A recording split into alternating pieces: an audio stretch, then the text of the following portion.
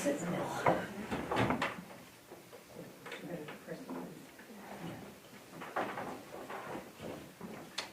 Okay, we'll call the meeting to order, the select board regular meeting this Wednesday evening, November 20th at 6 p.m. And we are conducting business in the Bethel Fire Department meeting room. We do have a full board this evening. We're joined by Sharon Jackson, town manager, and Jessica Grover, clerk, is taking the minutes.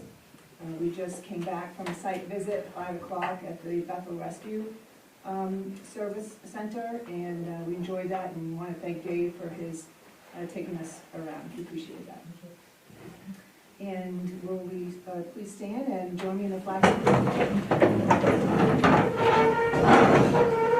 I pledge allegiance to the flag of the United States of America and to the republic for which it stands, one nation, under God, indivisible, with liberty and justice for all. Okay, we're at a point in the meeting where we're open to public comment. If anybody has some comment or thoughts they want to share with the board, now is the time. Please stand, state your name, and I'm glad we listen to what you have to say. Okay. Thank you. We'll continue on. We have no public comment this evening. Adjustments to the agenda. Do not believe we have any. The only thing is on 10D, we're going to table that for 10-4 meeting. Okay. And on F, we won't need any action on that, and I can explain that. I think we'll put that on that. Okay, we just have a couple updates to the agenda. We do have copies there if you want to follow along. On business items 10D, that item will be tabled. When we come to it, we'll table it. And then 10F, there'll be no action, and we'll review that at that time. We're going to continue on. We have a couple of public hearings this evening. The first one is for the on-premise liquor license renewal for Mountain Social, located at 43 Main Street in Bethel, and I'll open that public hearing. Anybody have any comments? Anybody from Mountain Social? This is just a renewal, right? This is a renewal, that's correct. And we haven't received any emails or written comments? No. No? Okay. All right, well, hearing no comments for the public hearing, we will close that public hearing. We have a second one, and this is for an on-premise liquor license renewal for Gems and Company LLC. They're doing business as the Modern Barn, located at 19 Summer Street in Bethel. We will open that public hearing. Any comments? Anyone from the Modern Barn? Yes, I thought I recognized you. Thank you. You want to introduce yourself? Jessica Stasnos, owner of Mountain Barn. Okay. Been in business almost 6 years, just a renewal. Thank you for coming. Any emails or written comments? No. Okay, well, hearing no comments, we will close that public hearing. And we will take action on both of those renewals a little bit later in the agenda. We're ready for action on the minutes, and this is for the regular select board minutes of our November 6, 2024 meeting. Are there any amendments to the minutes? I definitely have some. On the minutes, when we're talking about Wade and what he was introducing to us, I think that whole paragraph needs a little wordsmithing, because he wasn't asking us to be co-signers on the grant. He was just asking for a letter of support. Okay. And then he was also saying that we could, if they got the grant, when we looked at everything over, we could opt out and not worry about including Holbach in that. I did write up what I would like to see there, but you can do whatever feels good to you. No problem. However, I wasn't there, it was harder to. I don't blame you. Yeah, no, that's why I wanted to make sure. You can add additional comments to it. Yeah. He did a brief verbal overview, and then we also had written content. Mhm. So the first sentence does state what the written content has, but you can listen to the tape for the additional comments. Yeah, I think it's just like, as opposed to the opportunity, it was more of, he had an intention to do this grant, and his vision included coal block. We didn't have to buy into that part yet, but he just wanted to know if he could kind of include us in that, project proposal, and also if we could just write a letter of support for him to move forward. It wasn't committing us to anything. Okay. And then on 5, Michelle Cole, I don't think she added, an update from the town auditor. I think we moved it, didn't we? We, it didn't, added it missed making the agenda. Ah. We knew it was going to, but it didn't actually make it on, so we added it to the agenda. Well, then never mind. Yeah, Strike that one, just the first one. Anybody else? Thank you. yeah, when it said in, sorry, on 12B, review sewer budget, it says the town manager presented the budget to the select board, Michelle Cole motioned to approve the sewer budget, but we weren't approving it, right? We just went over it last time, so it should just be, we reviewed it and had a. We tabled it. I don't We know table- if we tabled it, didn't we just? Put it for the, Because it was just written as review sewer budget, I think you just went over it. I don't think it was tabled. I don't think we need action on We it. didn't take any on it. action. It's brought back to tonight. Right. Yeah. All right. So if you just We'll listen do that. to the tape again. Yeah. We didn't approve it, we didn't table it, we reviewed it to take action at another Okay. time. And just, this is, sorry, in the first page, my name is spelled incorrectly, so. And there's one other thing. Oh, I think it was under select board items. It said that I went to the AdCog planning meeting, but I also mentioned that Meryl and I went to the emergency management training, and it'd be just great to include that, just because I think it's I sort of want to touch on that later too, but just so it's on record that we So what did go. meeting? And we got our certificate. What training did you go to? The emergency management training? Is that what? What is It was the name of the the training? emergency Here, I management, have it.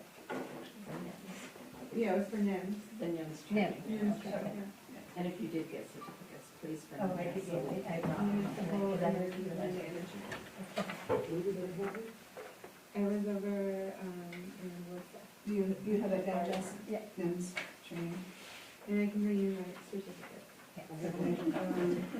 Does anybody else have anything further? All right, I have, you got that one, Sarah.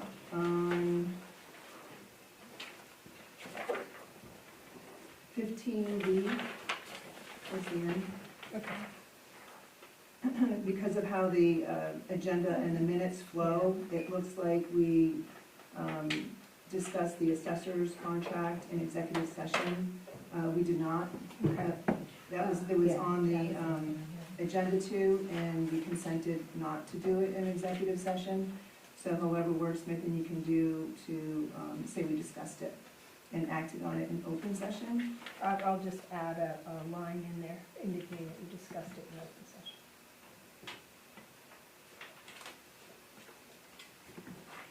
If nobody has anything else, I will move to approve the minutes with the amendments.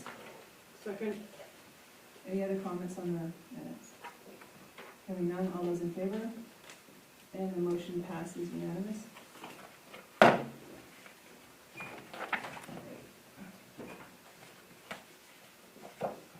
We're on to 7, the acceptance of grants, donations, reimbursements, and/or sales of materials. We have one action item to discuss and take action to accept a $500 donation from Mike Klein, Go Aviation, Inc., for pilot aviation training resources. Sharon, can you give us a little update on that? So at the airport, they are going to be doing aviation training on Saturdays. And Mike Klein is one of the pilots there, and he owns one of the hangars. He contributed, donated $500 for any resources that might be needed to be bought for that. Is that No, there's no cost for the training. The $500 will buy any of the resources needed. It's not intended to be a program that will be cost anything. Okay.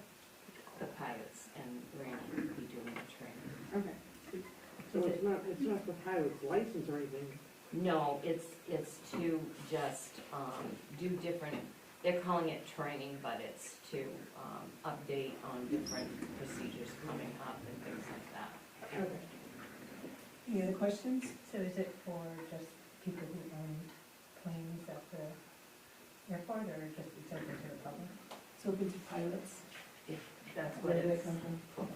There's a community of pilots at the airport. Mhm. They are getting together on Saturdays to review and go over training, and there's been training materials that have been donated, and it's just pilots getting together, using the airport as a training center.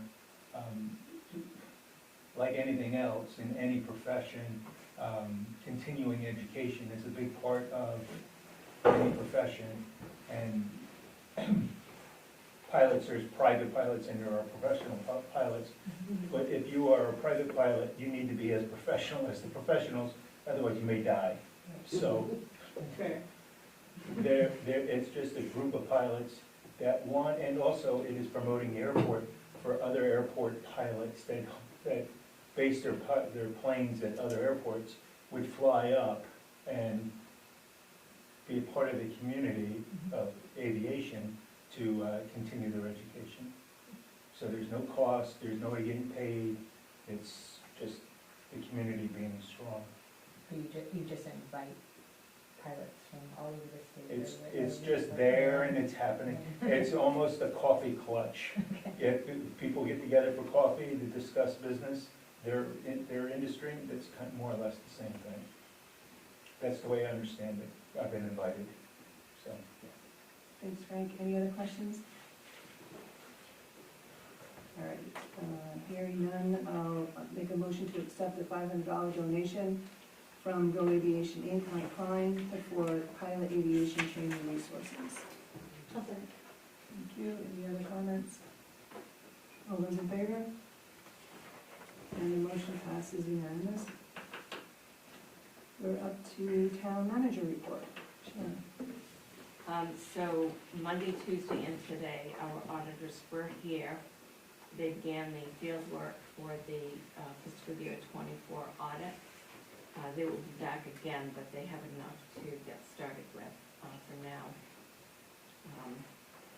All of our files are at the town office, so the last 3 days, the girls had to keep going back and forth to get all of the documents needed for the audit. Tomorrow, Nate, the recreation director, and I will go to a Chamber of Commerce meeting. We were invited to that to talk about the Chamber's plan for the Christmas events and decorating Main Street. I can update you that after the meeting. We have some office closures in November, Thursday and Friday, November 28th and 29th. The office will be closed and the other departments will be closed for Thanksgiving. Tuesday, December 4th, the office will close at noontime for Christmas and will be closed Wednesday, December 25th.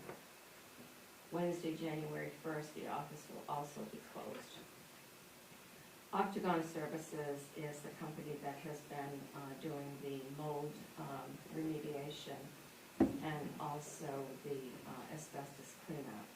They just finished the basement, the portion of the basement that was having the dry ice blast done to it and the soda blast done to it. When that was done after they cleaned the initial basement out and cleaned the upstairs, two of the offices upstairs, because of the air quality rating in those two offices. And these two blasts created a lot more dust in the offices upstairs because of all of the cracks in the floor and openings in the floor. So that now has to be cleaned again, and they will clean that again. As part of their contract, it doesn't add any more to it. I talked with Matt, the lead person on the job. I'm gonna try not to cough. And they expect to have that cleaning done by next Tuesday. We were hoping to be able to move back December 2nd and 3rd, Monday and Tuesday, but we're not going to be able to now move back that week. The cleaning for that has to be done upstairs now again is going to be scheduled probably December 2nd, which is the Monday after Thanksgiving. And then that will require the entire office to be cleaned. So in coordinating that with the company that comes in and does the air quality testing, they will contact him after the cleaning is completed. He will come in and do the air quality testing again, and then there's a 2-day wait for the results on that. If everything comes back normal, then we will have the okay, we can move back in. If not, then Octagon will have to come back in and clean again. And that's all part of the contract as well. It's not additional cost. So we're waiting on those variables to come together to see what we can actually move back over. And then today I talked with Chris Sanborn, who is our IT person. He's the one that has to actually disconnect all of our printers, computers, and our server from here, and then they have to be moved by the highway department back over to the office to be reconnected over there. So after December 10th, he's not going to be available until probably the mid-January. So we're hoping that we can get everything that I just talked about lined up to be so that he can do the connecting and disconnecting either the 9th or the 10th, which would be the following week, and then we can move. Because we're gonna need 2 days to move, and I have that as an agenda item to talk about. So that's where we are with the cleaning right now. And then we have rescheduled Field Electric to come and install the LED lights at the town office and the citizen area, December 16th through the 19th. That was supposed to have been done, but we had to cancel that, reschedule it because of the cleaning for Octagon. Thank you. Thank you, Sharon. Does anybody have any questions for Sharon? I have a question, but I don't know whether to say it for later, just about again, the moisture, before everybody moves back in, taking care of some of the moisture issues, because I did look at Randy's report, and he talked about there not being gutters, and that the water comes straight down to the bulkhead. And so and then it also talked about maybe angling the water so that water moves away from the building and not straight down into around the foundation. So are those things that we can talk about? Those are things that we need to talk about as a board. Mm-hmm. They're not part of the cleaning process or anything, but you can bring that up under Selectman's items. Okay. But that, I thought you were gonna ask about the dehumidifiers, because I did look up, those have come in. Okay. And so, after everything is all clean, then we have a plumber coming in to install the dehumidifiers in the basement. And so they'll drain right into a drain, they won't have to be emptied? I don't know how they work. Okay. These, Hopefully you won't have to empty these are them the every day, 'cause that'll- dehumidifiers that were recommended by the, Every 2 by hours. Octagon. They both cover 3,300 square feet. There's 2 of them, so that is more than what we have for square footage in that area. And I would say that they will be hooked up into a drain system if a plumber is involved, Right, right. because otherwise you don't need a plumber. Yeah. Hopefully. Well, I mean, there's the only plumbing to a dehumidifier. Yeah. You don't plumb water to it, so it's water going out, so I would say, yeah, to answer your question, Yeah. yes. So I think, we want to talk about this more at the next meeting, will we have more information? On, You know, whether a plumber's gonna, put this in, and at one point you wanted us to maybe walk downstairs too. Would that be yes, way later? once everything is all clean, yes, I do want to do the walkthrough just like we did here. But the plumber is definitely installing them. Mhm. And then are there any changes to the wood pellet system before you go back in and start heating? All of the them? wood pellets have been removed. She needs to dust the chamber. But you're gonna get more pellets, I assume, to run the wood pellets furnace? Yes, that is the plan. The other thing that we need to discuss is another optional heating method there, such as heat pumps, which Field Electric is providing us with. They provided us with a quote as they worked with Efficiency Maine for heat pumps for air conditioning units a while back. And so I did ask him, after I talked to Octagon about the pellet system, if he could provide us with a quote for the same heat pumps, but for the primary source of heating and then secondary with the cooling.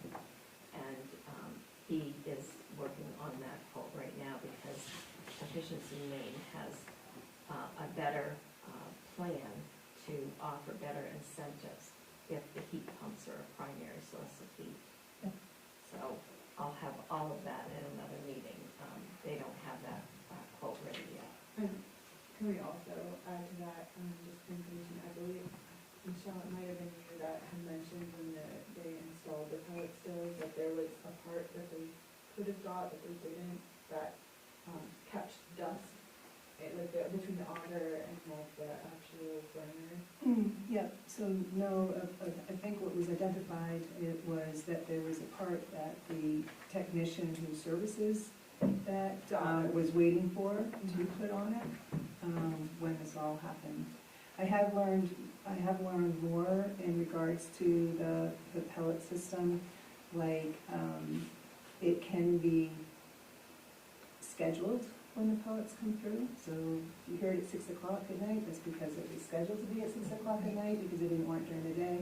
So there's, with the change of personnel that's happened over the last years or so, Maine Energy System has offered to come in and talk with staff so that they can learn about the system to hopefully not have the issues that they were experiencing before. I think anything that we can do to also decrease the dust, since that is where that particular, both of those particular strains of mold were coming from, is the dust and the wood debris and things of that nature. That was left out around, yeah. Yeah, but it was, Yeah, you know, yeah, but the from- pellets themselves are in a self-contained Sure. room. Right. So the pellets themselves did not have an effect, but it was It was the dust. if Yeah. you don't take out the ashtray, if you take it out and you get it on the floor. Sure. So there's, there's some upkeep and responsibility that comes with it. So, yes, that's why I hope there's a learning curve, Yeah. so we can have, somebody understands what needs to happen.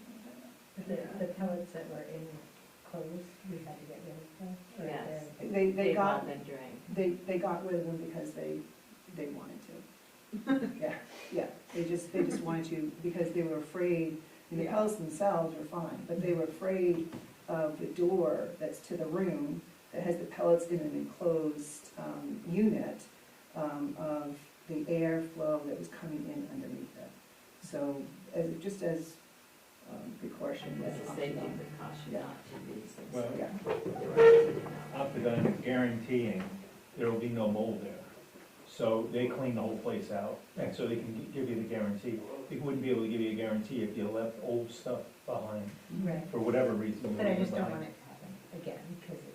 Because we're gonna turn on the pellet stove. well, it's a, There will be it's more a dust. boiler, but, Well, it's, pellets. the pellets themselves are fine.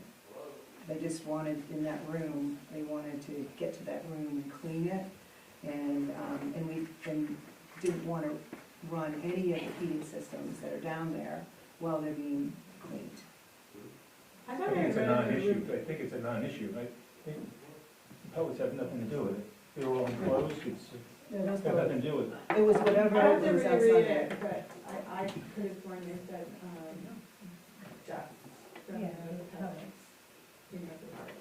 But maybe I'm wrong. I think there was dust around the unit, I believe that's what was happening. No, because they were talking about dust on other, like, actual, like, physical dust on, like, papers and things like that, but they Yeah. said dust from the pellets. So I think we'd have to look at Which- that. yeah, I think let's look at it. Yeah, because, again, in that report, they said that you could see visual mold too. Yeah, no, they The definitely other, said the that. other thing is I would imagine that there's gonna be upkeep to that basement. You're just not gonna turn on, dehumidifiers and you're all done with the mitigation of mold. No. You're not gonna be able to collect dust down there, But but it's you're just gonna have to clean it It's out. an interesting choice of heating for, you know, that someone on the staff now has to take care of that, and their job is to take care Well, of it's, it.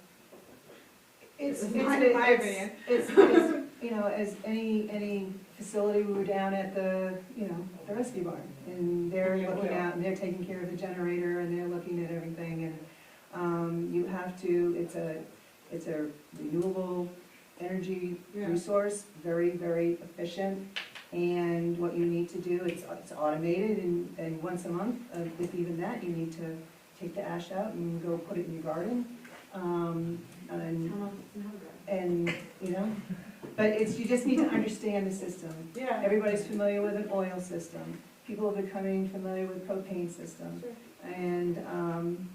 and it just, there can be an education. It competes with the oil burner that's down, and we talked about that before, because they all need to have airflow.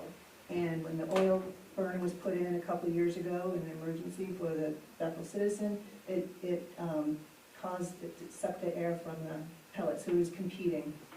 So there's little things like that to kind of understand that might be helpful in the long I think it all comes underneath maintenance. We have people in there cleaning the office, we have people that need to do other things that need to be cleaned. There is That's a what I mean, that's what I'm saying. So I think it's a non-issue, I just think it's part of doing business. The town owns it, the town paid for it. No, but I mean, I think it was identified in the report as contributing, but I let's mean, you reread don't the read the report. report. We and we'll read come the back to report, it, yeah. and we're getting through the cleaning now, and there are items that we want to address, right? Like, I noticed about the lack of a gutter over where the bulkhead is and such like that.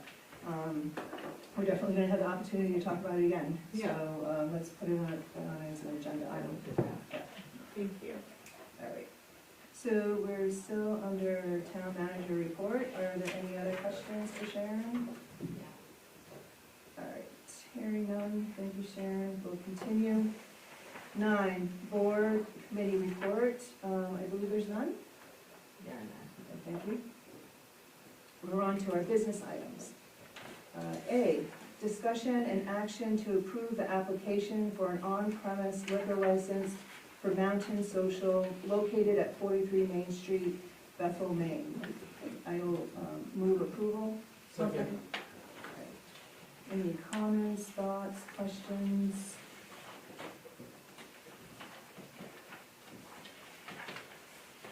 This is our first one. Yeah, I was gonna say, yeah, it's nice to have. Through the electronic system. Do you like it more?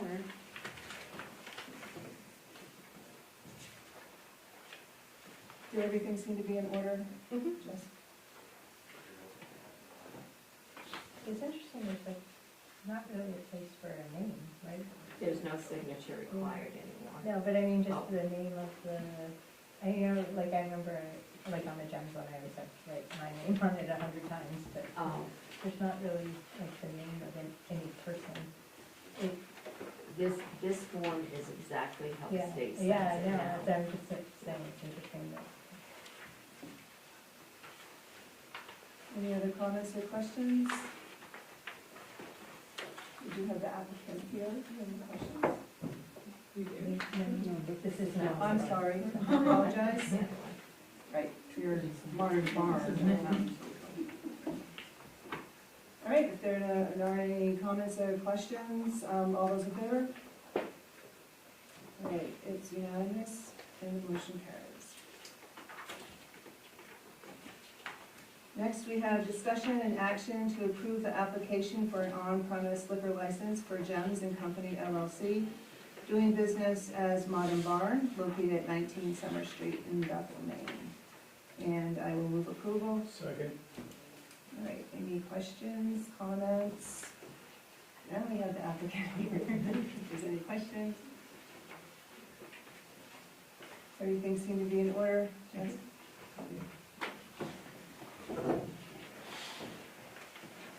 Oh, if there are any comments or questions, all those in favor? And it's unanimous, the motion carries. Thank you for attending.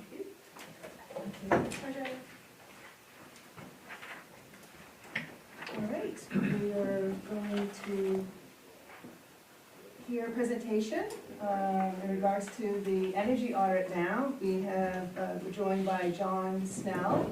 If you don't mind just giving a little introduction. And I think we also have some members from the Conservation Committee here. If you guys just introduce yourself real quick. Yeah, my name's Beth.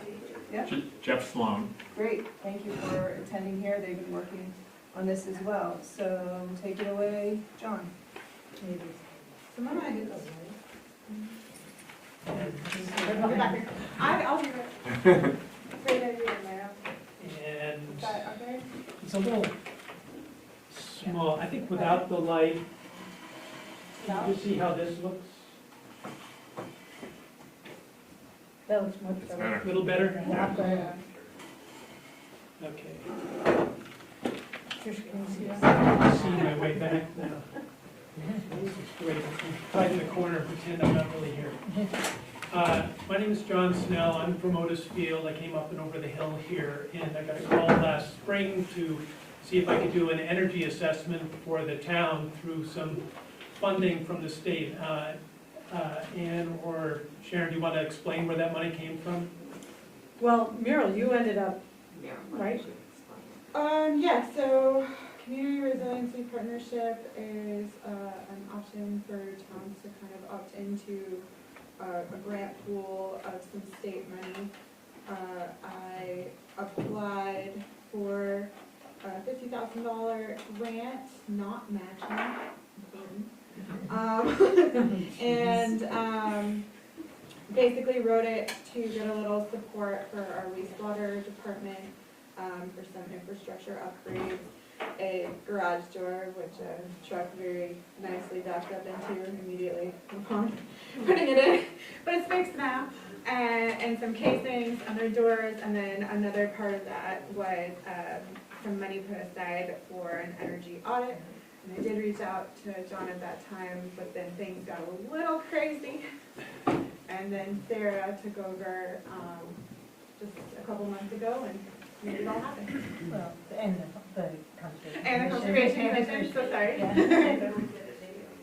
Right, so this is funding that's available throughout the state to help do an initial assessment of where do we stand. And the process I used was to go through each of the buildings. Scott and Toby are here. I didn't spend much time in the buildings, maybe an hour or so, maybe less. And also bothered Sharon and others to get utility bill information to try and get a handle on what's going on with energy use per square foot.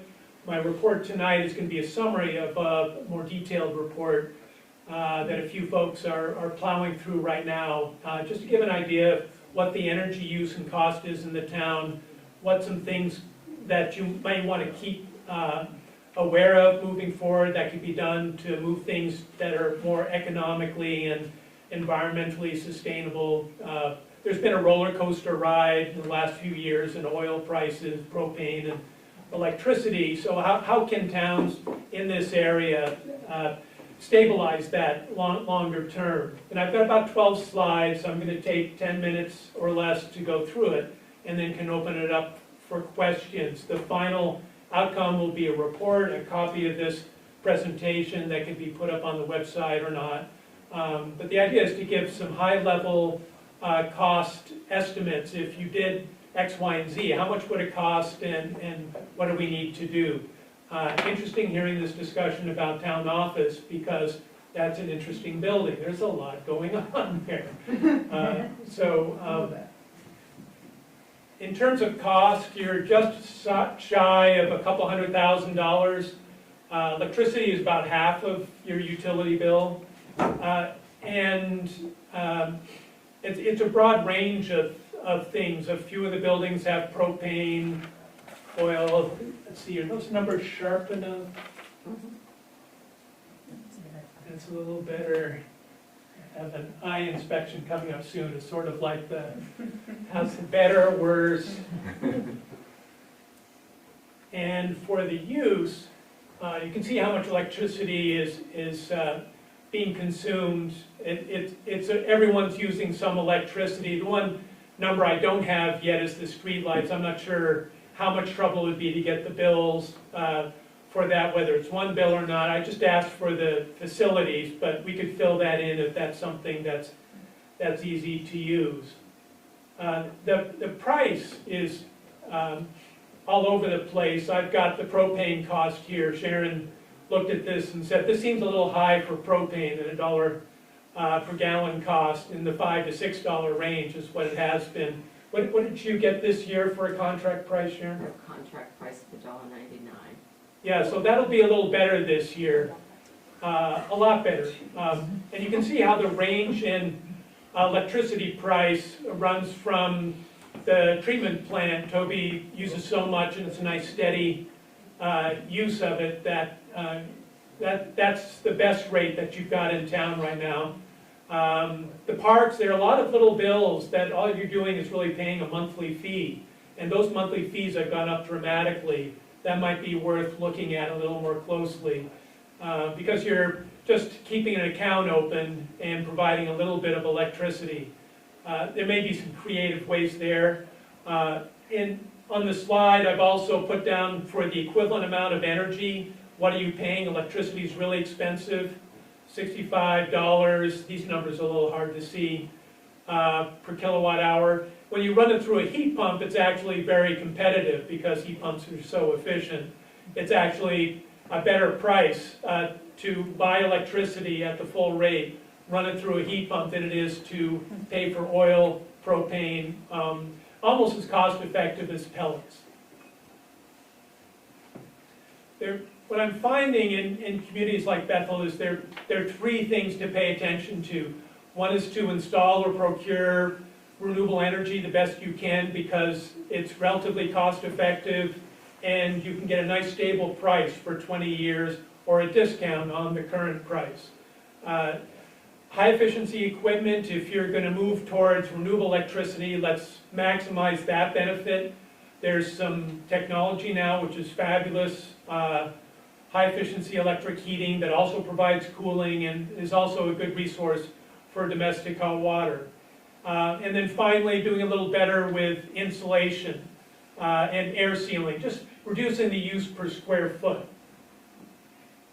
On the renewable electricity side of things, I just went out and tried to see how much solar could you install here. You don't need all this. Right now, you're using about 300,000 kilowatt hours of electricity. If you put in heat pumps everywhere, that would be another 100,000. You could produce 1.6 million kilowatt hours a year. So you probably don't want to do that unless you're finding that some of the residents in the community want to use it.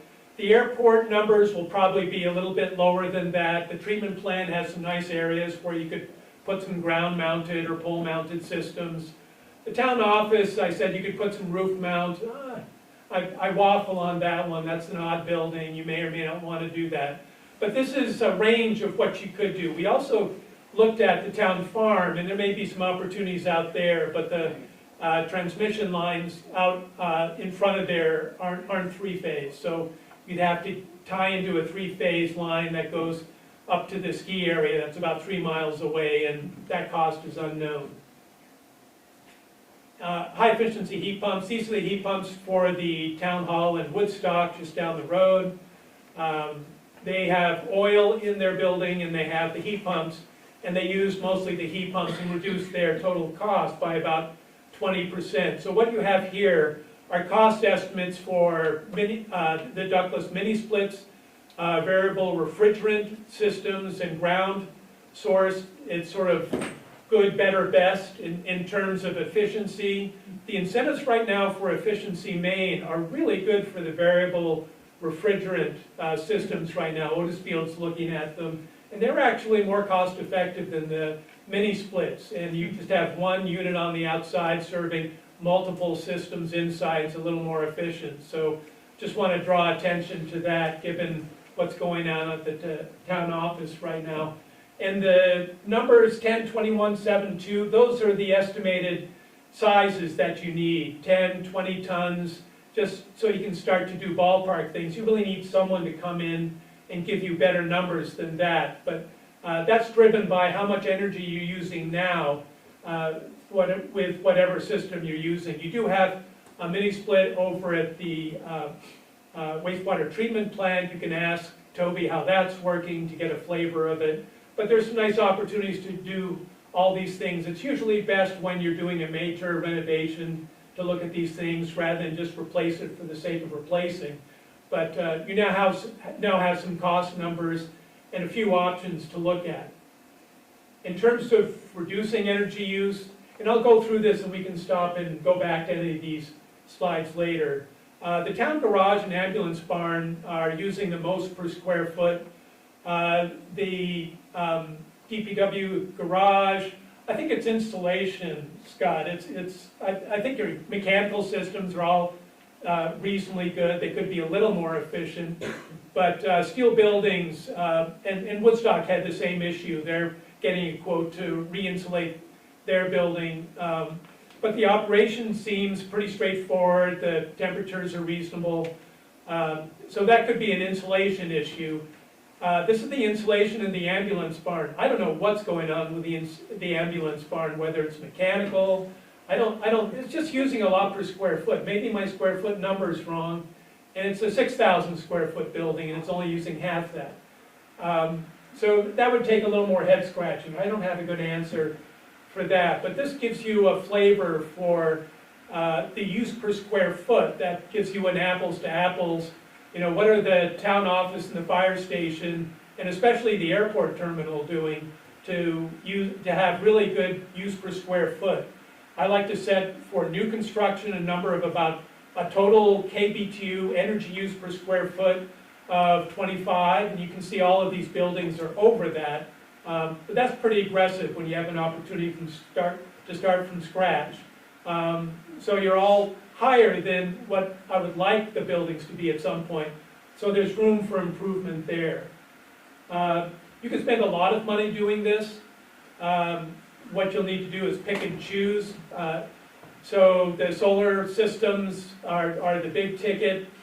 And you probably won't do all of that, but you can see for the heat pumps, it's still a significant amount of money and making the buildings all more efficient. You probably do the airport terminal last, maybe not at all. That's probably the best you could do. So you'll have to pick and choose, but here's a range of what we're talking about. And all of these would benefit from additional grant assistance from Community Resilience Partnership.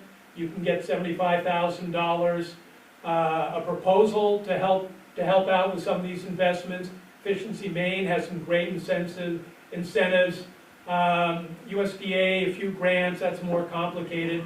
And then you can actually send in a request to the IRS and get incentives now for your energy efficiency and solar stuff. I'm not sure how that's going to play out over the next few years, But if you're willing, if you like paying your own taxes, the town can do it too now, just for energy projects and get a 30% rebate after the fact for, if you're willing to fill out a lot of paperwork. So that's worth paying attention to as well. There's also a municipal lease option that's relatively new that Efficiency Maine has been putting forward, where you borrow some money if the whole thing makes sense.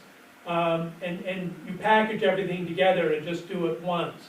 And that is something you can look into a little more closely.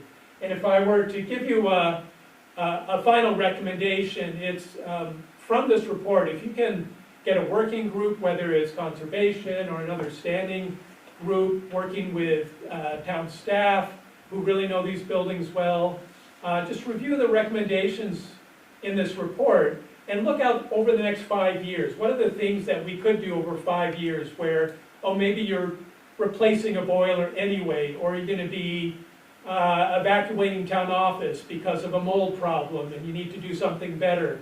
Just seize the moment. What is it we can do now? And for the solar, that's probably best done in a package where you look at everything and put that out to bid and say, okay, here's all the potential, what can you do for us? Arrange the financing, tell us when it will be built, and let's just get it done, because the pricing will be significantly better if you do a larger project than a smaller project. We can turn the lights on now, and I can go back to any of these slides, but that's all the talking I want to do right now without being prompted by a question. And is there someone who would like to guide the questions? Has like 5 of them already lined up, and would like to spur discussion. Any questions?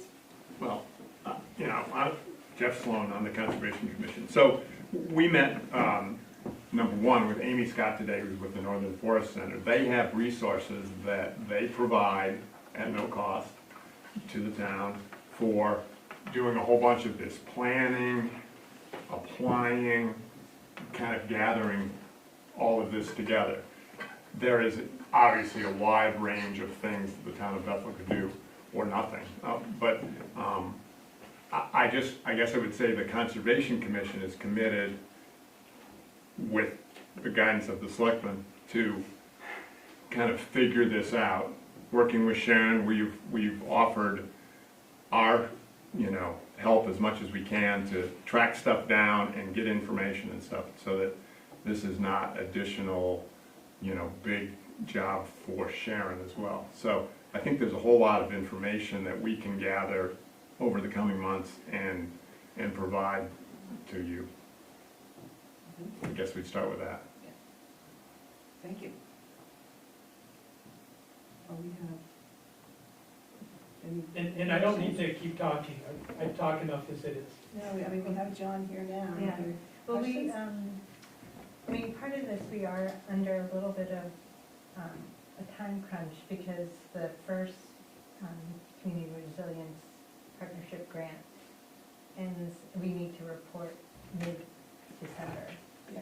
Well, Is it? it's been extended. Extended, but the extension ends, right, mid-December?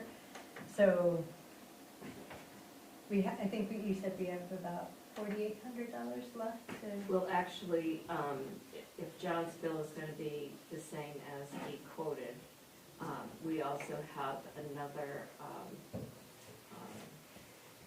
bill that's being submitted on this for upgrades at the, treatment plant for the Headworks program. So there's approximately $700 that will be left in this account. Oh, okay. Oh. I was just gonna ask you what you thought, maybe we could spend that last little bit of money, because otherwise we have to return it to the state.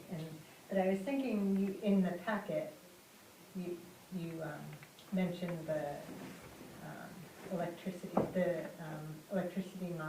monitoring devices that you can hook up and see where electricity may be. Is that something that is worth doing, or?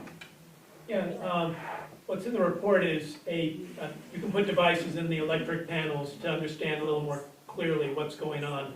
And the places where that would be most useful would probably be at the wastewater treatment plant, because it's just 1 meter that comes in. You have no idea how much electricity the office is using.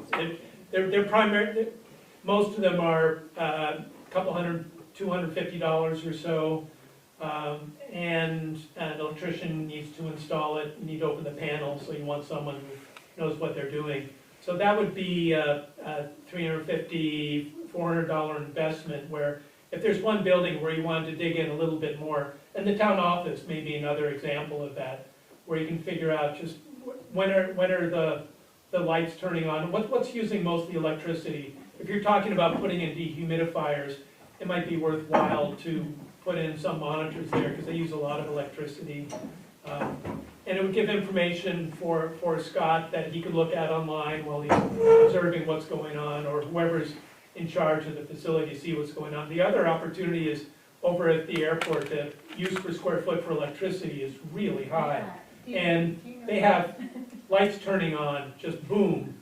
And you really need to replace the outdoor lights. You could do an investment with those outdoor lights for $700 probably, and be way ahead of the game. If there's one thing I saw that was screaming, please do this. So this is the parking lot, or just off?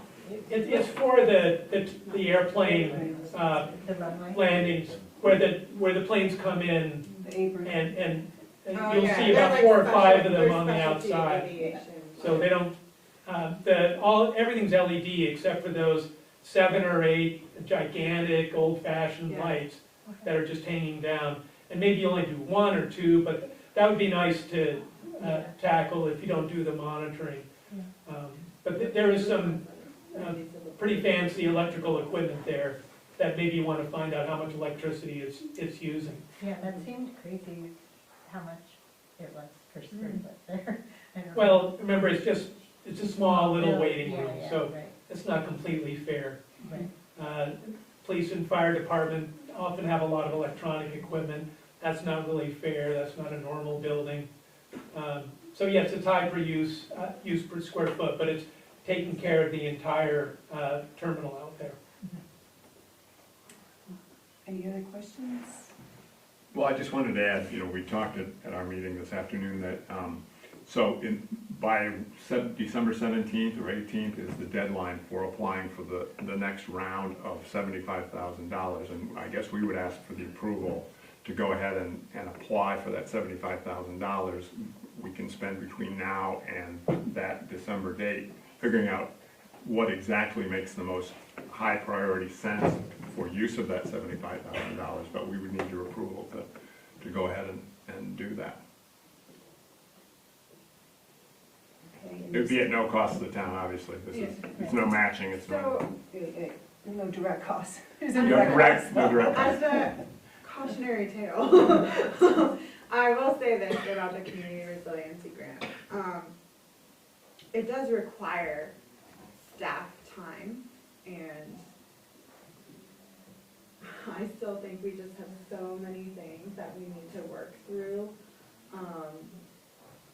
that I would be reluctant to apply. Also, we had like 4 extensions on this particular round, so maybe just like give it a little time and they'll forget that we did that and then they'll like us again, kind of thing.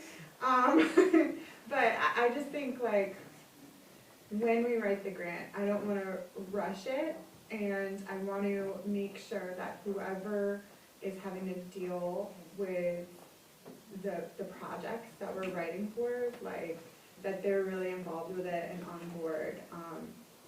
It was certainly not my intention to cause a huge giant headache for Toby for many times, but I'm sure that all of the work that had to be done down there on specific deadlines with updates, like, that's annoying, and he's one of, 3 people down there, and it was probably undue.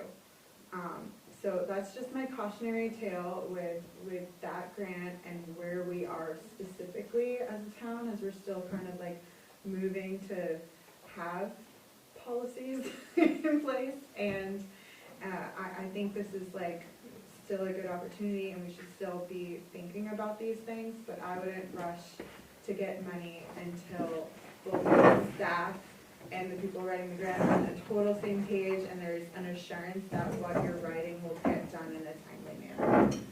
Otherwise, it just makes us not look great and decreases the chance that we'll get a grant in the future, not just from community resilience, but from other grants as well. So I think we should rest the cycle. Well, there are two yearly cycles, right? There's Correct, the yeah, summer there's the spring cycle. and another six, Yeah. 6 months. So the spring would be, I'd So be could more we- open to that if, again, it made sense for what was going on in the town, and whoever would be in charge of making those upgrades felt like it was something that was digestible to their workload.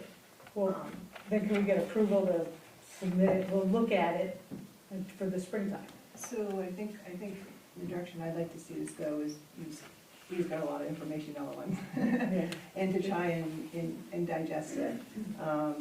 We all know it's gonna take money, where does it come from? And I can appreciate your energy for wanting to get those grants.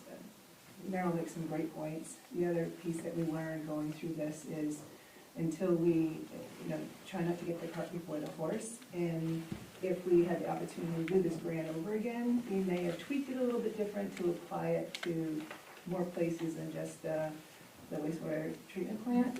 So, I'd like to digest this some more, or have others invited to digest it some more, and maybe have the conservation committee look at this, ask for more information, we get our final report,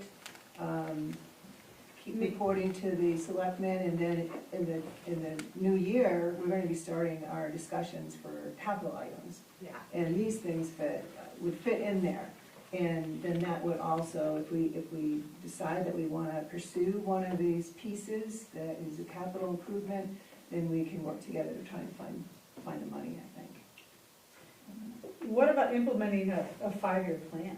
I mean, that would be, Well, that- should be essential. I would think that might be probably the best product that would come out of. So how do we, do we as a conservation commission,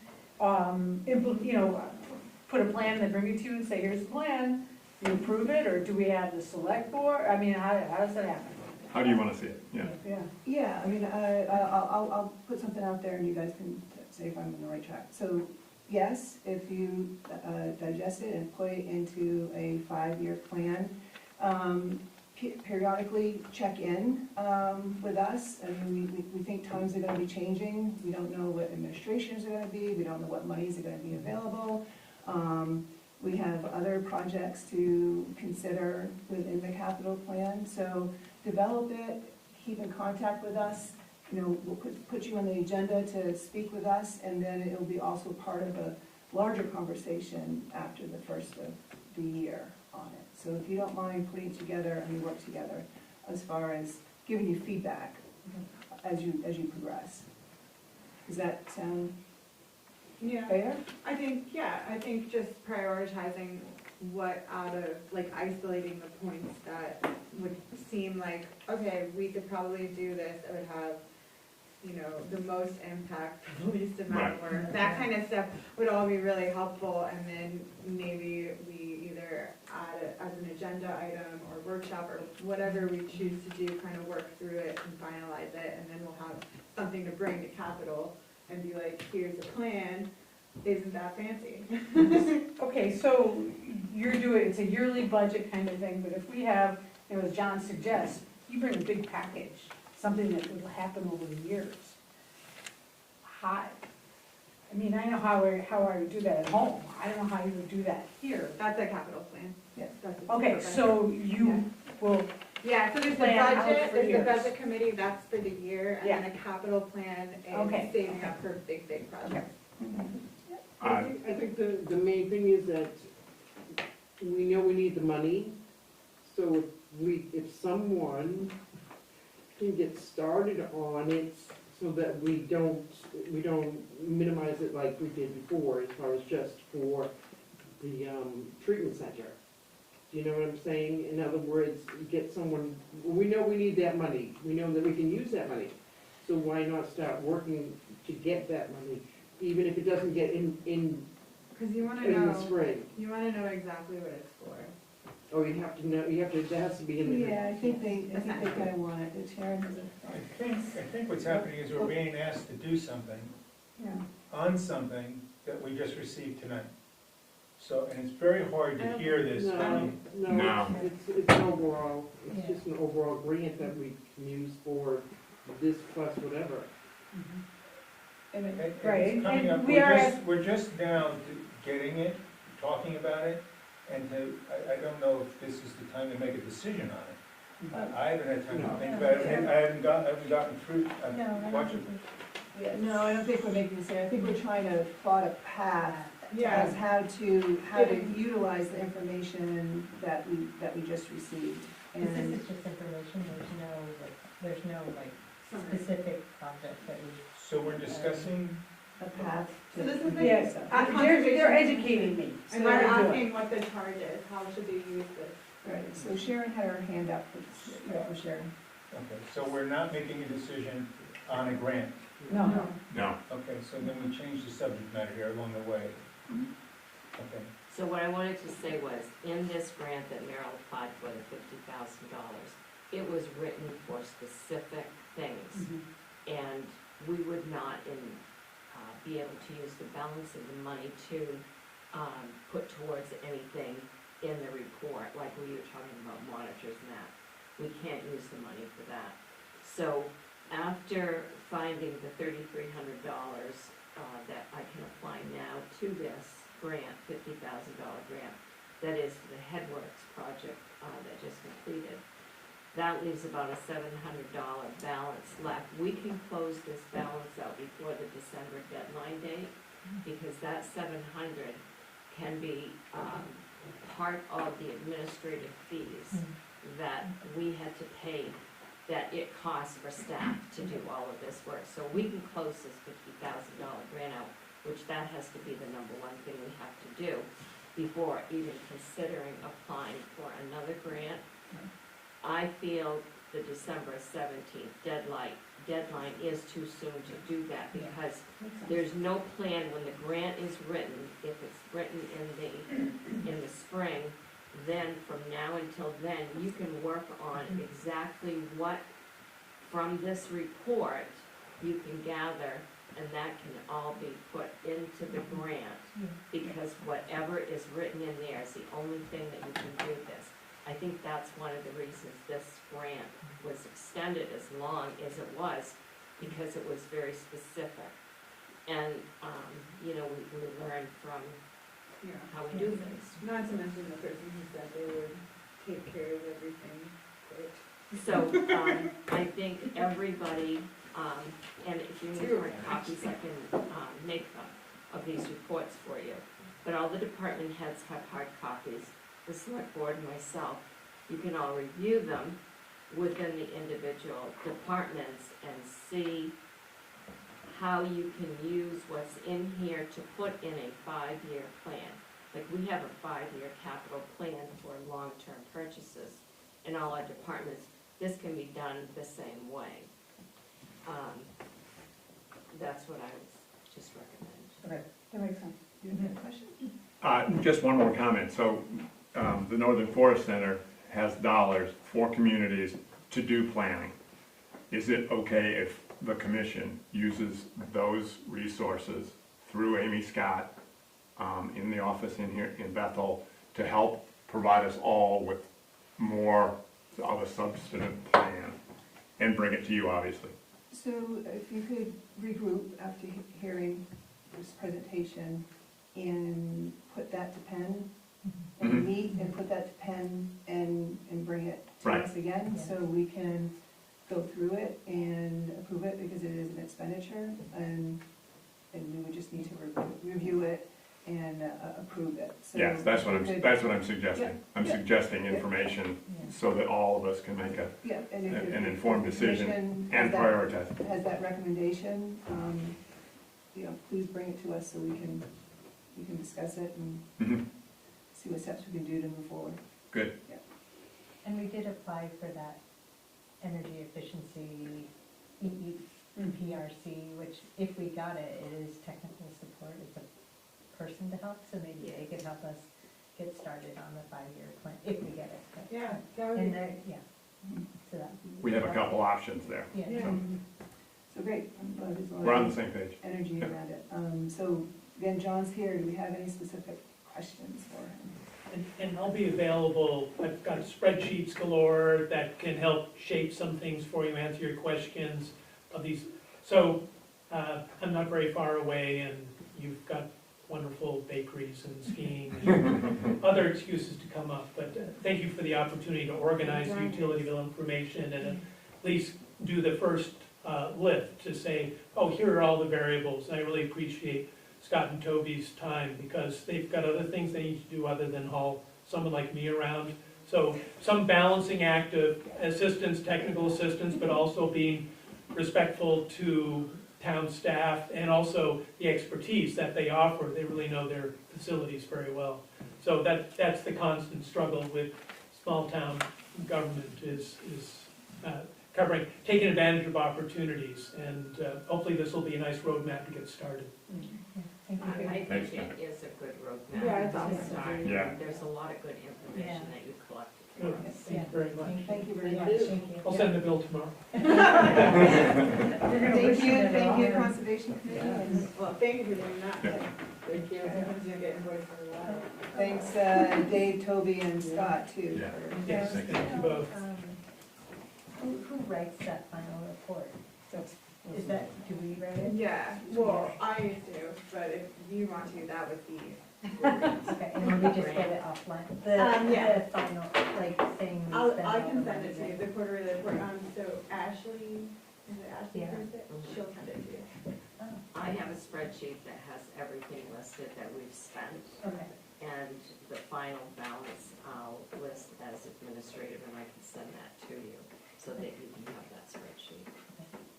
so Ashley will send it to you and then it gets sent to me? I believe she sent it to you, I did pass it off Okay. to you. I just don't know whether she officially knows, but I'll. You guys can catch up If you get it, after. send We it can catch up after, right? Okay. All right. So I was like, I'm gonna go home. Yeah. All right, thank you, everybody. We're going to continue on, and we're now at 10D, which is a discussion and action to sign quitclaim deed for foreclosed property, map lot 728, originally owned by Northeast Wireless Networks and is now owned by AT&T. We have new information this evening that we're looking to table it. Yes, until next week. This is one of the foreclosed properties that we have been able to find the owners, and everything has been paid. We're just waiting for final details on the quitclaim deed and the transfer deed, and we'll have that ready for you at the next meeting. Okay, great. Motion to table. Thank you. Second. Okay, any other questions? All those in favor? The motion passes unanimous. Table till the next meeting, which I think is the beginning of December. 12/4. 12/4, thank you. And we'll continue to 10E. Discussion and action to approve who will pay the 1% required to be paid to the Paid Family Medical Leave Fund effective January 1st, 2024. You do have information in your packet on this new program that's going to start its funding at the state level January 1st. And then we have some action to take. Sharon, if your voice comes up, can you give us a little overview? So this is a law that went into effect this past year, beginning January 1st. All private and public employers in the state of Maine have to contribute 1% of the qualified, those qualified in the payroll system. Basically, it's full-time and part-time employees, their gross wage. We have to pay 1% of that to the state of Maine. The town is required to pay the 1%. However, the town can pass on 50% of that 1% to the employees to pay, or they can pay it all themselves, but the town has to pay either 50% or 1% or the 1%. If you pass on the 50% of the 1% to the employee to pay beginning January 1st, that will come out of their checks, payroll deduction, and then it's sent to, their portal has not been set up. Stephanie and I are having a training on this on December 13th. And hopefully by that date, they're gonna have the rest of the information available. So when I gave you the memo, the estimated payroll, this is for the first 6 months, it would be approximately $6,000 that we would end up having to pay, which is the 1%. If we did the 50% of the 1%, the town would have to contribute $3,000. Otherwise, that comes out of the employee's individual checks. Now, the program is based on anyone who qualifies to go out on family medical leave. Right now, employees can go out on family medical leave up to 12 weeks under certain qualifications, under certain requirements that they meet. And they get paid if they have vacation time, sick time, or personal time. But if they have none of that, then they still can go out for the 12 weeks, they're just not paid. What the state did was put this program so that they now will be paid for that 12 weeks. However, the contribution to this program starts January 1, 2025. The program is not going to be available for employees to receive paid family medical leave until May 2026. So all this money's got to be paid into a fund in advance, and whether or not the discussion actually in Augusta was, when this was approved by the opposing side to this, was, is the 1% even going to be enough to fund a program this size if you have a lot of people going out on 12 weeks of medical leave? But that's not part of this charge. So what I'm asking you to do, because this has to be set up to happen January 1st, I need you to decide whether or not the town is going to pay the 1% of the wages for the eligible employees, or if you're going to pay 50% of the 1% and the employees are going to pay the other 50% of the 1%. Do you So is understand? the majority of our employees eligible? All of our full-time employees and our part-time are, so we have 16 full-time employees. They would all have to, we would have to pay the 1% on all of them. And then we have 3 at the transfer station that are part-time, 4. So they also would come under this category. We're waiting for clarification, but from what we know right now, stipend positions will not be, and others that are receiving stipend positions like board committees, etc. So it would be part-time and full-time from what we know right now. So 20 people. Okay, thanks, Sharon. Do you guys have any questions, Sharon, on that? From what I've been hearing from other towns, but many of the towns are splitting it with their employees, 50-50%. And I'm inclined to do that just because it's a mandatory benefit, and other mandatory benefits such as Social Security and Medicare, they're all 50-50 employer contributes and employee contributes. So that's kind of how I'm looking at it.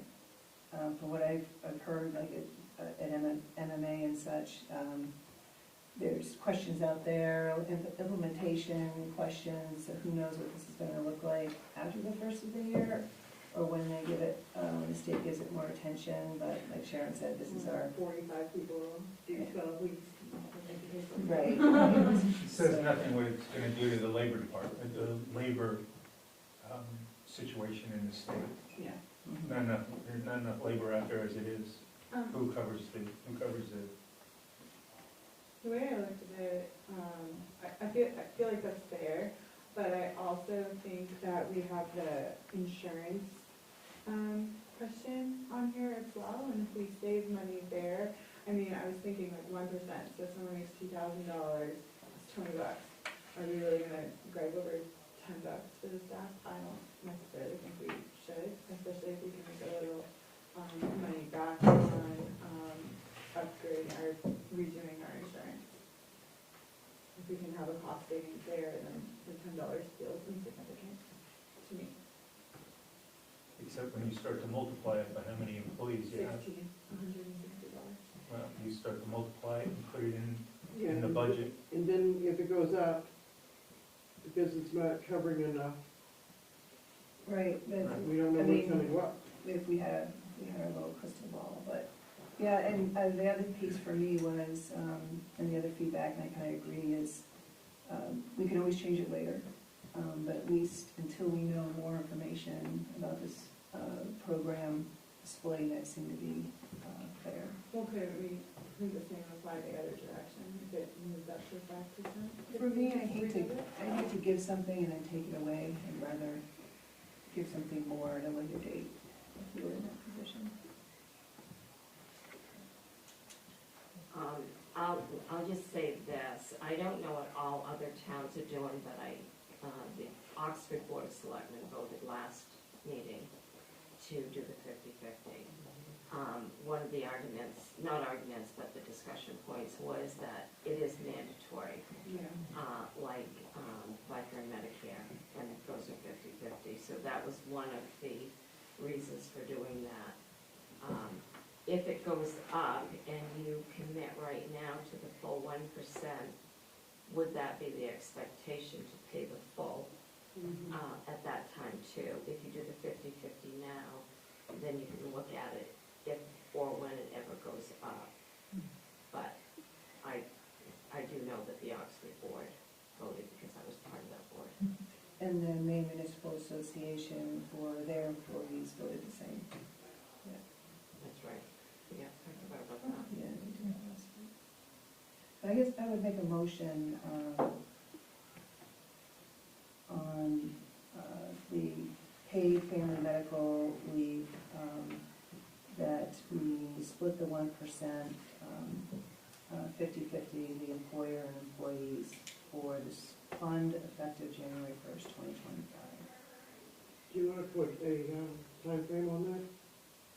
Like for that year, or just leave it open? Just leave it open for now until we learn more.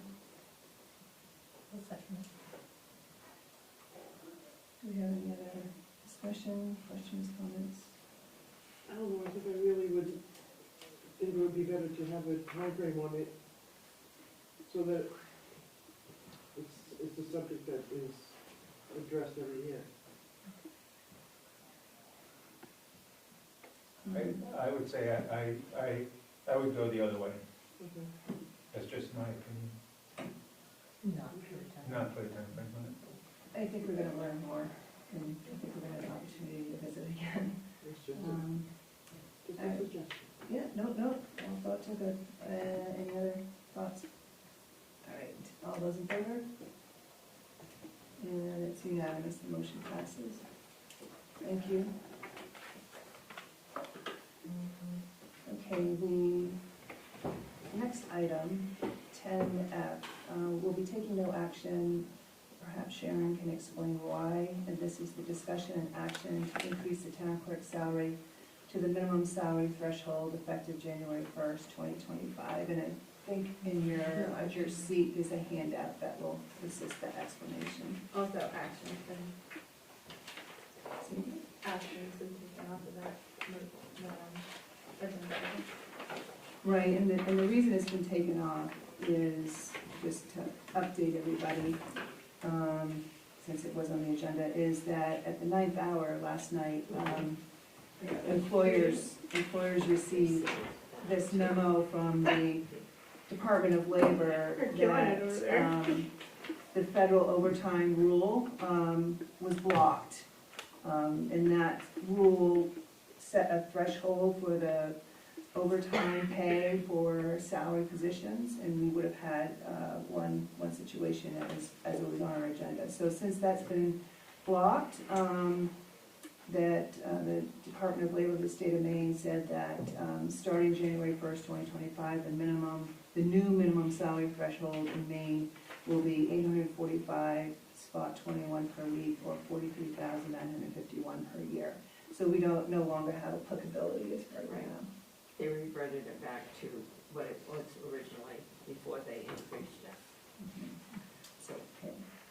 So we will be taking no action on that. Thank you. We're gonna continue with 10G, discussion concerning the MMEHT changes and increase effective January 1st, 2025, and MMEHT is essentially the health insurance program. And we do have that in your packet as well. Sharon put together a pretty comprehensive packet here on it, and the impacts, and the spreadsheet, and again, if your voice continues, if you wouldn't mind walking us through it. so every year, the Health Trust, Maine Municipal Employees Health Trust is what the initials stand for. They set the new rates for their calendar year program on October 31st, and then we received our increases the first week in November. All medical plans have increased by 9% this year. There were 6 plans, they eliminated their top plan, which was the POSA, and now they have their 4 remaining plans, 5 remaining plans, excuse me. And they were like called POSC, POS 200. They've given them new names like Acadia, Baxter, Katahdin, Moosehead, and Hempquip. What I did was I put together, I gave you a sheet showing what all of the premiums were going to be January 1st for the 5 plans. I put that together on a spreadsheet so you could see under the employee only and the family coverage what it cost for premiums a year, what it will cost in 2025. So bottom line, if you have a family plan, the Health Trust is charging us $29,794.92. You can find that under Pemaquid, Bethel 2025, Pemaquid PPO 2,500. That's what it's gonna cost us per employee for next year. In addition to that, we give each employee $10,000 under a health reimbursement account that they can get reimbursed up to $10,000 for deductibles and medical expenses that are not covered, and then $500 under a flexible spending account. So the family coverage will cost us per employee $40,294.92. Above in blue, if you have a single plan, it will cost $18,782.56. So if you look across into the first column, and I will say that the Pemaquid 250 plan, 2,500 plan we have, it's the lowest plan they have, offers the least amount of coverage, and it has the highest deductibles. 2,500 for single and 5,000 for a family coverage. If you look at the Acadia POSC plan, which is the very best plan, there's a summary sheet in your packet for each of these plans that tells you what the deductible is, what the services that are covered and how much is paid. Under the Acadia plan, you'll see that the majority of services that someone receives will be paid at 90 to 100% versus those same and there's no deductible, versus in the Pemaquid plan that we have, it is 80%. And a lot of what's covered in the Acadia plan is not covered in the Pemaquid plan. So that's why, the employees were offered the HRA plan, as I was understanding of it, the 5,000 and the 10,000 to help offset the cost of the height deductibles.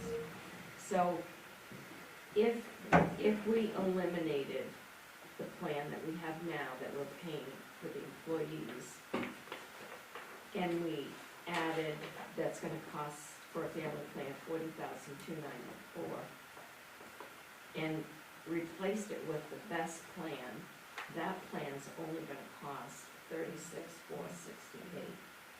But we would not offer the health reimbursement with it because it's a much better plan. And then on the bottom, in the salmon color, that's where I did my comparison, because we have 16 full-time employees eligible for insurance. 4 have the employee-owned policy, 9 have the family policy, 2 only have life, 1 has no coverage. So we would save, by going from the Pemaquid 25 in 2025 to the Acadia plan, we would save $44,541 for the calendar year of 2025.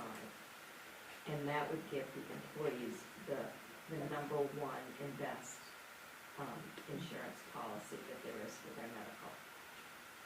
That would be my recommendation. I wanted to, I don't know how much of Very straightforward. I don't know how much of this information have ever been provided before to see how all this works. But I thought it was important that you see what every plan pays, what the deductibles are in each of the plans, what the savings are. And I think this is,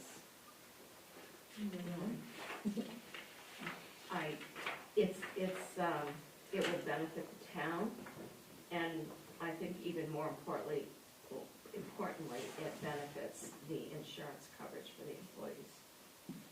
And thank you very much for putting this together.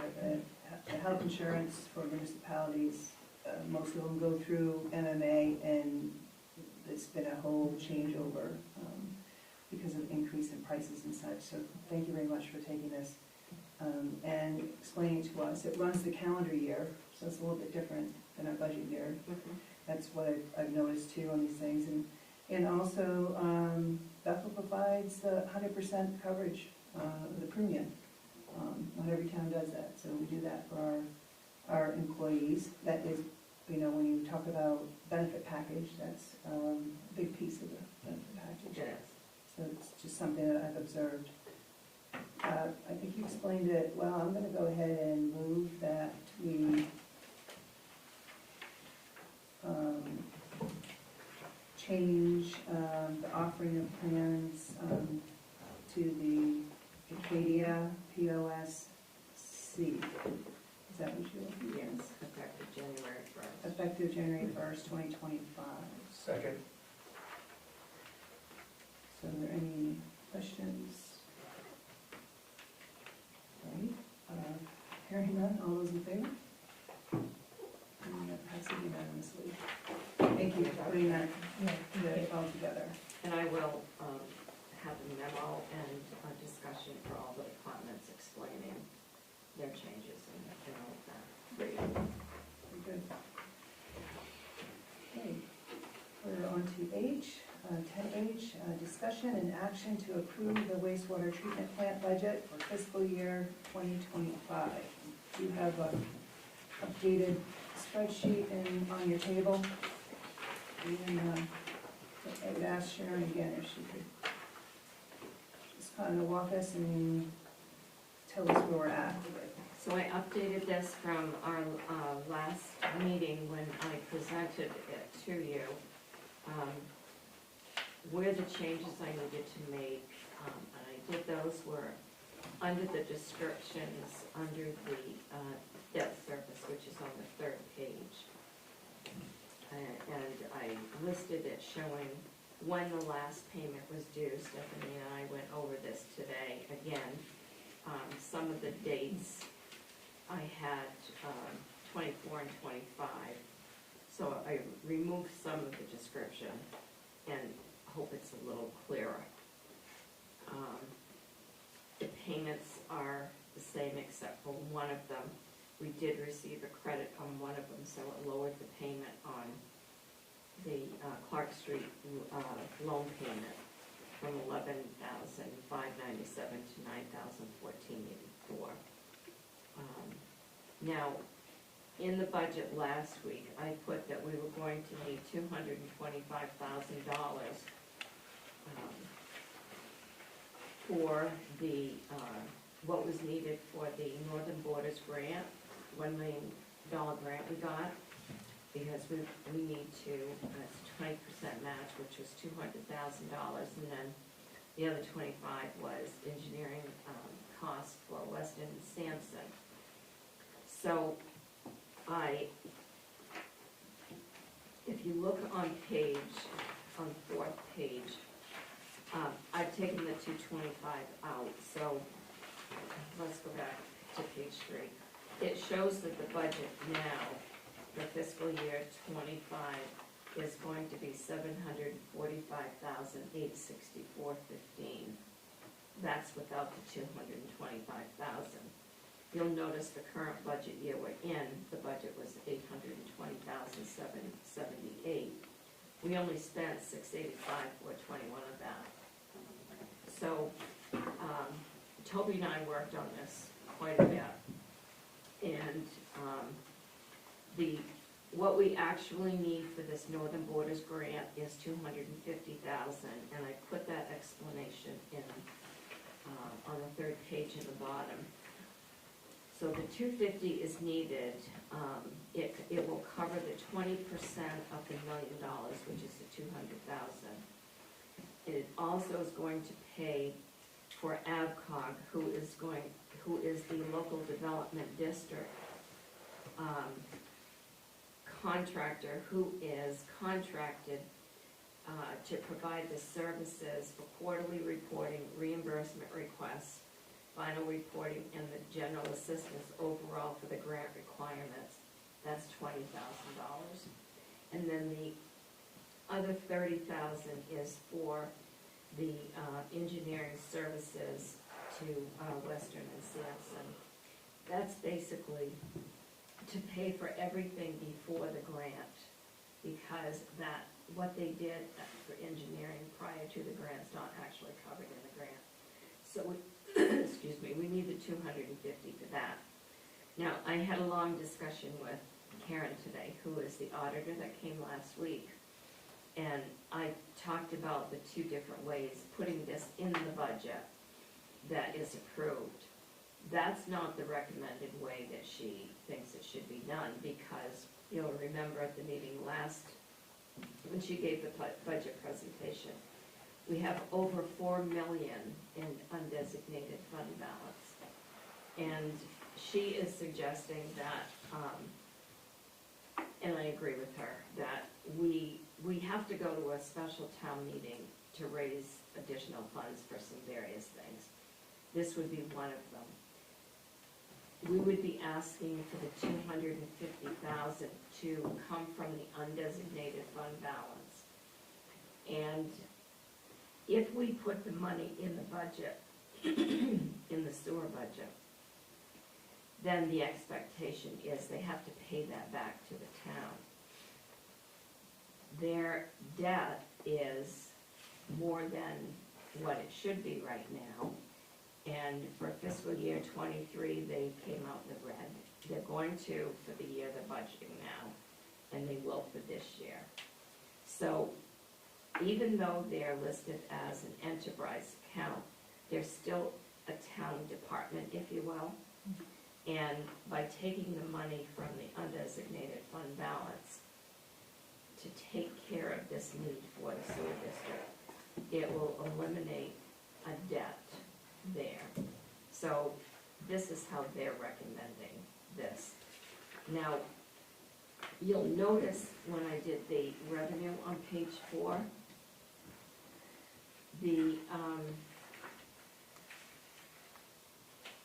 revenue is estimated at $750,000. Last year, the revenue was estimated at $820,000, which was the exact amount of the budget, because that's how it's worked with a fixed price account. The revenue has to equal the budget, the budget. So we received in the fiscal year 2024 in sewer receipts, $748,684. A lot less than what they estimated being the $804,000. It doesn't make sense to estimate what you know you're not gonna, there's no way we were gonna take in $804,000 based on the number of accounts and what the averaging of those bills coming in was gonna be. So we came up far short of revenue there. 750 is a better reporting of what the revenue will actually be collected. And then we do take in a small amount for septic dumping. So according to this, we should take in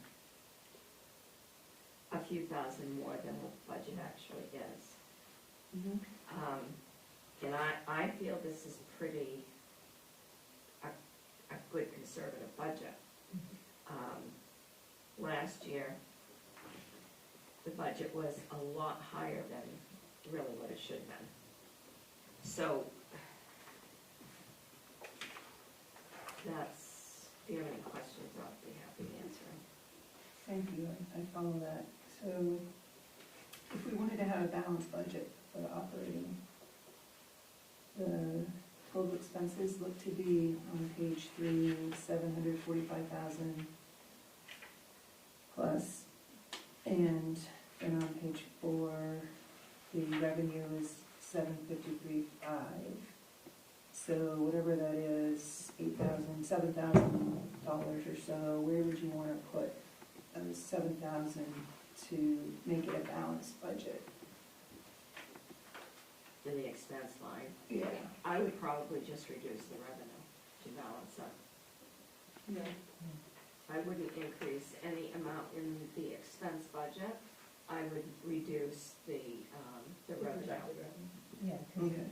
That would have, because it's better to underestimate your revenue, because if it doesn't come in, then. Or if it's estimated today. Yes, so Yeah. we don't need that insurance money in that account now.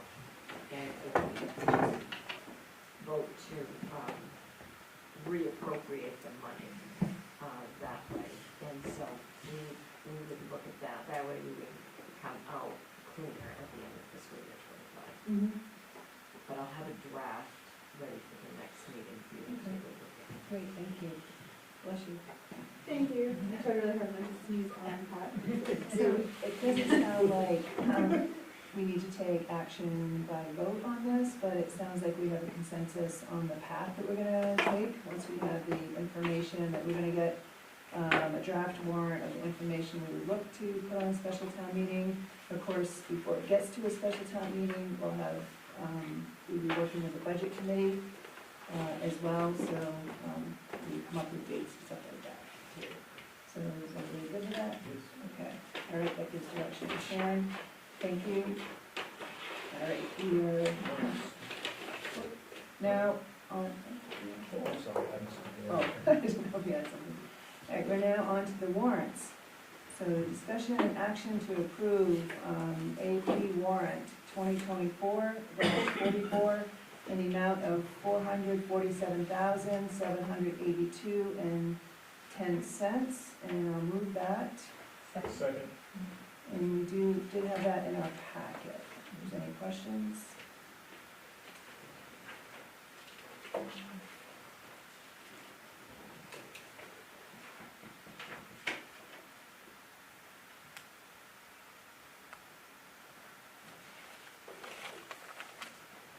did have one, just in general, I see a couple of items related to Bingham Land and inland woods and trails. And perhaps, so it sounds, maybe the Bingham Forest Committee is being active, I don't know. So what page you on, and I can, Yeah. this should be two of those. Page 5 is the town of Murray and the Bingham Land, maybe that's taxes, I don't know. I think that, no, Is that not taxes? taxes for the. So town of Newry is the second half of the tax payment. Great. I had intended for the full tax payment to be paid when we made the first half. This is the remainder of it. Okay, so that's the tax. And then on page 9, it looks like trail work maybe for August Yes. 1st through the 31st. Yes, when they came and met with us a few months ago, when we had the update on their new balancing, they asked for up to $10,000 in the trail work to be paid. And this is their second invoice that they've submitted payment for to Northern Woods. Okay, so your second one is where they close to using their 10 or? Inland Woods. They haven't gone over it. I will look at what the first payment was because I don't remember right now what it was. And I just know that it's not gonna total the 10, and I can let you know what that total is and what their balance is. And I guess really for me is not so much the money, but looking for an update from them. We'd love to know if they could give us an update or whenever they meet next, because didn't we also engage a forester for another forestry plan? Yes, and they should be giving us a report showing what they wanna do for cutting. And I did actually get last night from Ned, he sent me the new forestry plan. And he also updated our tree growth plan.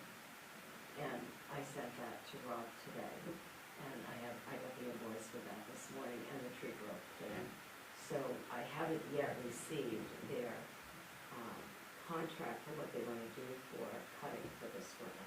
I'm sure that'll follow next. Maybe that would be a good time to have the Bingham Forest Committee come in, just to get an update on that. Yes. Yeah, that'd be great, thank you. Anybody else have any questions?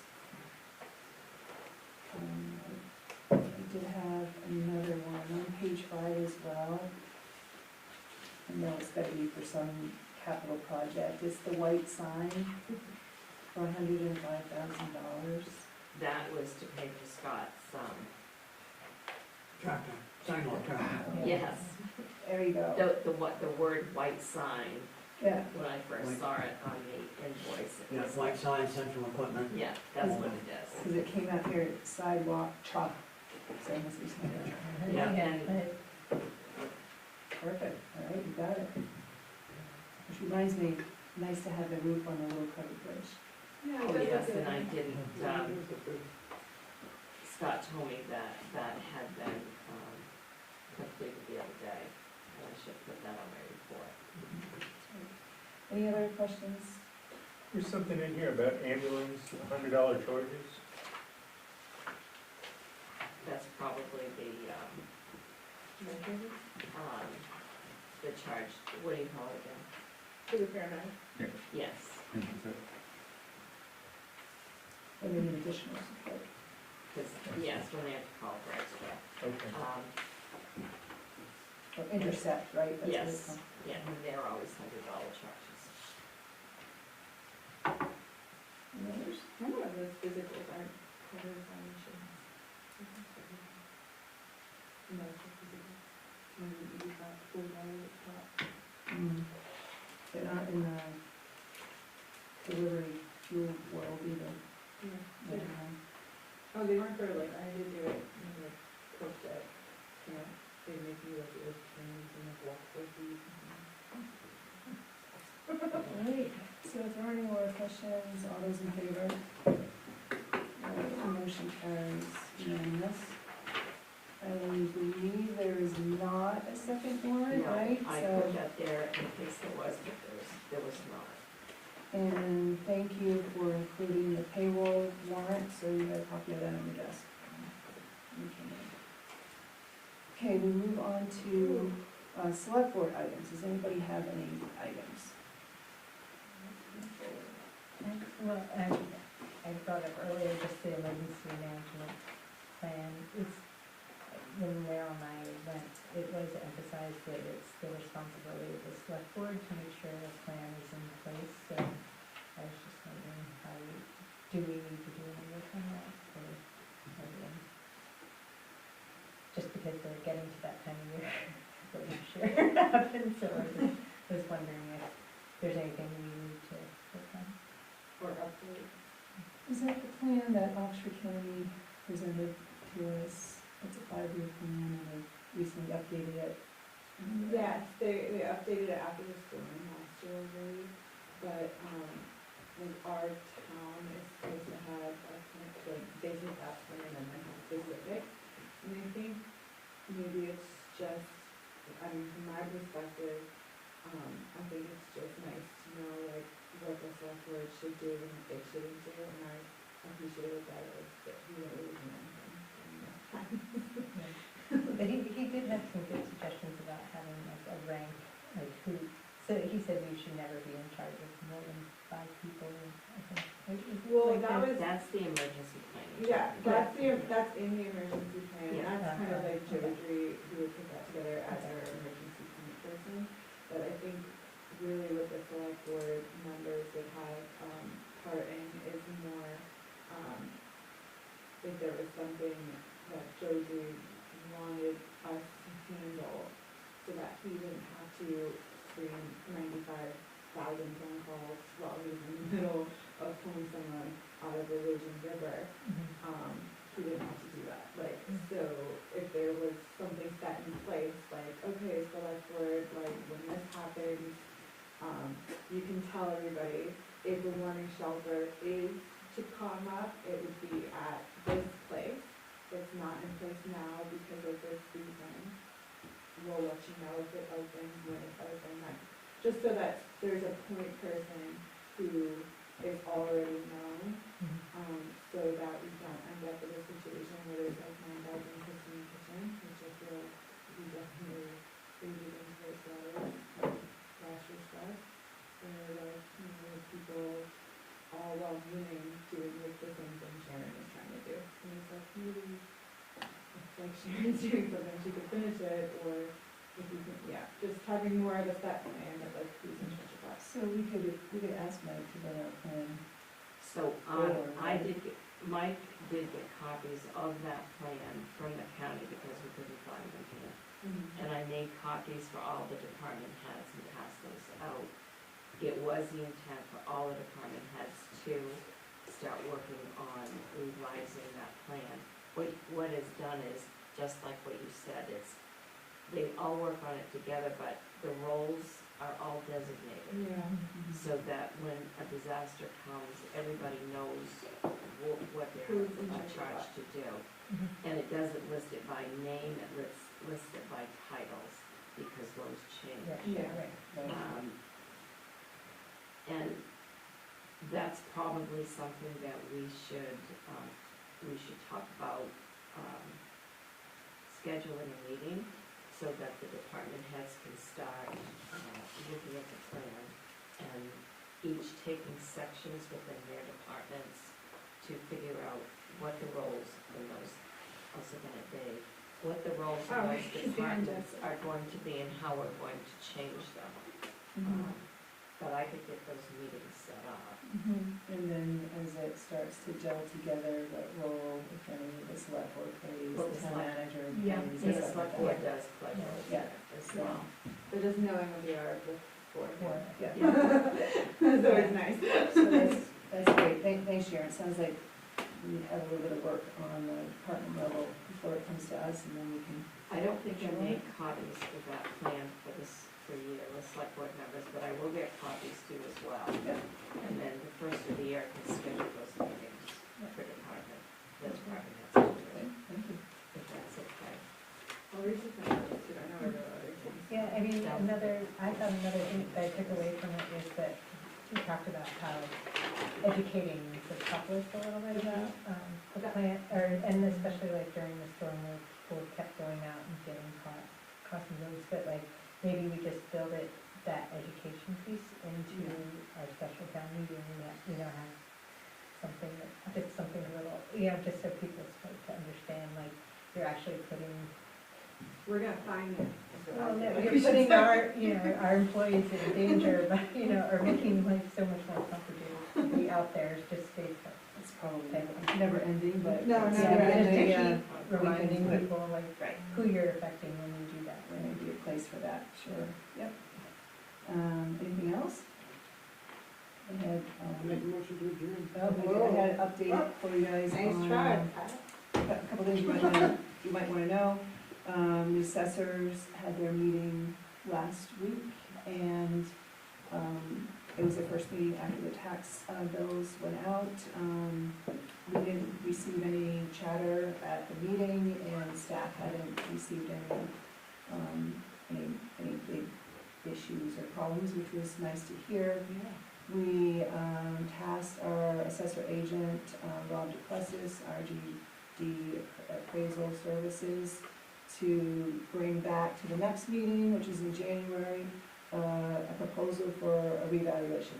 So, let you guys, know that, we'll know more then, and, if we proceed, and of course you all will be involved with it, because the assessors will bring a recommendation to the select board. So we wanted to, approve of that. And, just two more quick things. One, as a group, I just wanted to review how to get items onto the meeting, agenda items. I wanted to just bring that up because it shouldn't be personal. It's a process, it's in our code. And what we've been practicing, because we've had so much so much is happening, we're trying to get caught up, we're trying to get our basis. Staff is really, plowing through stuff. So what has ended up being in practice is that if the public or if the select board has any items that they want to put onto the agenda, we put it in writing and give it to the town manager, filter, on Fridays, by at least the Friday before the Wednesday meeting. And then the town manager puts together the agenda and places it in, where it can fit in and how many things. Like I don't know if you noticed that we wanted to review the fees tonight, but we had other stuff that came up, but it's still on the agenda, it's just not gonna be another meeting. So I just wanted to kind of go over that, to try to take the personal piece out of it, and know that we do have a system, informal but practical, and so I just want to share that. Yeah, that's what I was gonna say, just so. So we have a little backup. We probably could, Yeah, yeah, just and, like that Friday deadline or whatever it would help, if people could look up, like, oh, I want to. What's the problem? Yeah. Yeah. right, and I can totally tell you that, somebody asked me about their liquor license, so I was telling them that, and, that might be helpful, Well, and. that's always been like my assumption, but I never knew if it was like a firm policy or what, and if it's just written down somewhere, then it doesn't feel personal. Right. And And the then personal goes two ways. right, exactly, so, Yeah. and then the other piece that's just kind of me, but I think we're all sharing it, if someone wants to be on the agenda, that they should solicit it, put it in writing. Yeah. Which I think most people do, but I just wanted to, share that, and this way Sharon actually has a way to keep it all organized. Paper trails. Yeah. So I just wanted to go over that, I don't really want to have a situation that we had before. But we do, and there's reasons why, we have what we have in the code. The code, of course, there's the state code that you need, the FOA that you need to post for your meetings. And then our code tries to bring in good governance, is saying you need to have an agenda. And once the agenda, that's part of the transparency. Once an agenda is posted, then the public knows what's going to be on there. If we start changing it up at the last minute, then that kind of causes a little bit of confusion. Although the townspeople have allowed us to be able to do that, and we can only do that by unanimous vote. So, and that's in the code. But great, it's not like we're on the same page. Then if we can let. Yeah, if we could put it finish in. now. That'd be great. And then the, thank you. And then the last thing, really quick, I wanted to bring you an update from the county budget meeting last evening. As you've been aware of that process, we've been involved in that process, the public hearing on the FY 2025 county budget, Oxford County budget. The public hearing was in October. They run the calendar year, they don't, their fiscal year is a calendar year, it's not like ours. So their budget season is now. Last night was the advisory committee's review and approval of the budget. So as you heard prior to, the airport committee and us, the select board, wanted to put in a request for monies for the airport, $5,000. So in that process, somehow we got caught up in the process where we didn't know that there was a deadline for that. I don't know if you guys knew about that, so you know about that. So, and then we had the public hearing. They wouldn't hear from us there on the floor. So they did provide an alternative to have Bethel solicit the committee members directly. Sharon did that. So I called it on the floor. So myself and the Freiburg representative put it on the floor because the commissioners did not put it in their draft. And it, the motion failed on a 4-4 on a tie. So it was 4-4, motion failed. The committee's made up of 9 members, 3 from each district. So the 9th member didn't show, and that 9th member this year was appointed from Nuri. Had that person shown, maybe it would have been positive. So I wanted to share that with you. Yep. My thought is that we go down there in January. Try. Yeah. So that's all I have for updates. Hearing none, any other comments, then Make a motion to adjourn. all those in favor? Thank you, everyone. Thank you.